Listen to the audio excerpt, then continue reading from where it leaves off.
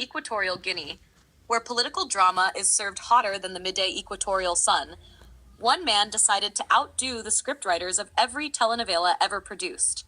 Forget policies, manifestos, and anti-corruption drives. Baltasar Ebang Engonga, former Director General of the National Financial Investigation Agency, decided to leave his mark on history with something far more intimate. Known locally as Bello for his charming good looks, Baltasar's charm could get him anywhere, except, as it turns out of this scandal. Instead of sniffing out financial irregularities, our dear Baltasar chose to dedicate himself to another kind of irregularity, against common decency, workplace ethics, and perhaps every HR policy ever written.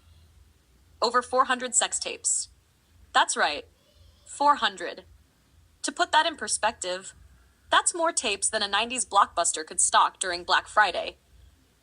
If you tried binge-watching his collection, you'd miss 2 full seasons of the Premier League and still have some cinema left over. Honestly, I'm starting to think this guy's office wasn't a desk job. It was a full-blown production studio. Who knew that alongside spreadsheet audits, the spreadsheets in Baltasar's life were of a different nature? Imagine walking into his office expecting Excel reports, but instead finding a camera, a tripod, and lighting that would put Netflix to shame. "Welcome to my office. Grab a script," they probably joked. I can only imagine the IT guy sweating bullets when he got a request to clear some space on the servers. Oh, the servers!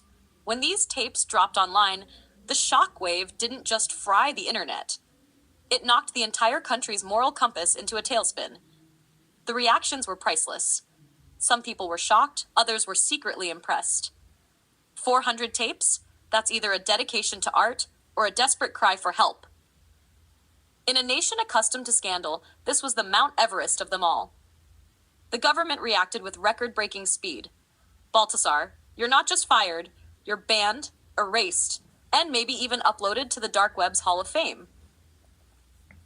If he's lucky, his next role might be mayor of the internet's wildest corners. And then came the courtroom drama. Picture this, a judge trying not to laugh, lawyers pretending this is about ethics and decorum, and Baltasar's defense team nervously pushing papers around. His defense? Your Honor, I was merely conducting very private investigations into human resources. I'm guessing no one bought it. Somewhere, a scriptwriter for The Office cried tears of jealousy, realizing even they couldn't write a workplace comedy this absurd. Oh, but it gets better. The cast list for Baltasar's private productions reads like a who's who of people you really shouldn't mess with. We're talking about the wife of the director of presidential security. He probably wasn't feeling secure that day. The attorney general's better half, and even, wait for it, his godfather's wife. This wasn't just playing the field. This was Baltasar expanding the entire stadium. A new reality show was born, Real Housewives of the Equatorial Scandal. At this point, I wouldn't be surprised if the Kardashians sent him a LinkedIn message. "Hi Baltasar, we're looking to upgrade our drama. Interested in joining our next season?" If scandal were an Olympic sport, Baltasar would have Usain Bolt beat by a mile. Forget financial watchdog, he's now infamous as the guy who really knew how to watch, something else. So what's the lesson in all this madness? Maybe it's that you should never mix business with pleasure unless you're aiming for viral infamy.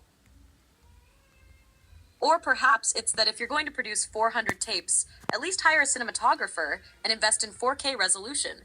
I mean, if you're taking down a nation's moral fiber, at least make it visually stunning.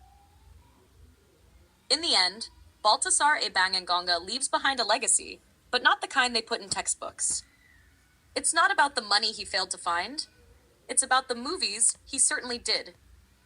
He's now etched into the annals of history as the man who proved that sometimes the biggest political scandals don't involve billions of dollars, but hundreds of hours of footage you never wanted to see.